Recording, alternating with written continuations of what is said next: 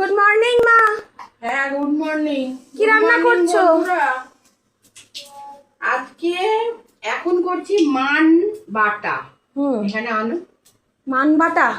এখানে মান কচু বাটা আছে, সর্ষে, কাঁচা লঙ্কা, নারকেল আর মান একসঙ্গে বাটা আছে। সর্ষে, কাঁচা লঙ্কা, নারকেল আর মান একসঙ্গে বেটে রেখে দিয়েছো। হ্যাঁ, আর এখানে তেলের মধ্যে তুমি শুকনো লঙ্কা আর কালো জিরে ফোড়ন দিলাম। হ্যাঁ, দিয়ে এইবারে মানটাকে দিয়ে দেবে নাকি? হ্যাঁ,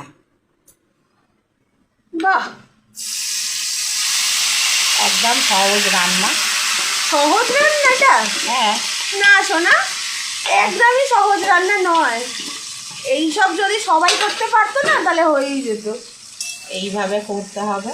হ্যাঁ, অনেকটা তেল দিতে হয় না মান বাটা ঘাঁটতে গেলে তেলে? এলেই তো হবে এটা। বাবা, দেখেই জিভে জল চলে এসেছে আমার। তারপরে নুন। আমি কোনো রেসিপি দেখাচ্ছি না বন্ধুরা, তুমি আমি যেভাবে যেহেতু করো, করি এইভাবে আমি সেটাই দেখাচ্ছি। তুমি যেইভাবে শিখেছো, যেইভাবে পরিমাণ করো। মতন নুন। হ্যাঁ, আর আমি একটু অল্প হলুদ দেব, যে হলুদ খাবে। আমার মতন যারা একদমই কিছু পারে না তারা তো অ্যাটলিস্ট শিখতে পারবে তোমার রান্নাটা দেখে। হ্যাঁ, যারা আমার মতন কিছুই পারে না এই রান্নাটা, এইবারে এইভাবে ভালো করে তেলে ঘেটে নিচ্ছে। এটা কাঁচাও খায়। কাঁচা খেলে যদি ভাবো যে মানে গাল জিভ চুল খাবে, তাহলে একটুখানি এটাকে মানটা যখন মানে পেস্ট করা হচ্ছে না, একটা সাদা কাপড়ে রেখে দুধটা ফেলে দিতে হবে মান কচুর। হ্যাঁ, দুধটা ফেলে দিয়ে তারপরে ভালো করে নারকেল দিয়ে ওটাকে পেস্ট করে নিয়ে সর্ষে দিয়ে, তাহলে ওই কাঁচাটা একটু লেবু দিয়ে আর সর্ষের তেল দিয়ে মেখে দিয়ে খেতে দারুণ লাগে। ও দারুণ লাগে। এই হচ্ছে এই হচ্ছে বাঙাল বাড়ির বৌমা। হ্যাঁ, আমি বাঙাল বাড়ির বৌমা ঠিক কথা, কিন্তু আমি ঘটির মেয়ে, ঘটি বাড়ির মেয়ে।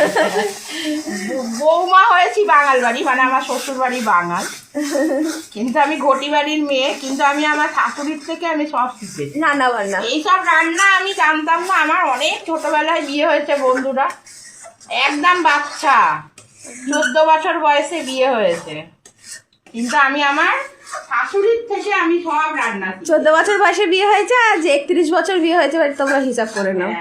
না, হিসাব করতে হবে বন্ধুরা ভাববে যে 14 বছর বয়সে। হ্যাঁ বন্ধুরা, কি করব, বাবা ছিল না ছোটবেলায়, বাবা ছিল না, মামার বাড়ি মানুষ। তাই এবারে কি করবে, মামার বাড়ি মানুষ একটা ভালো ছেলে পেলো, দিয়ে দিল বিয়ে।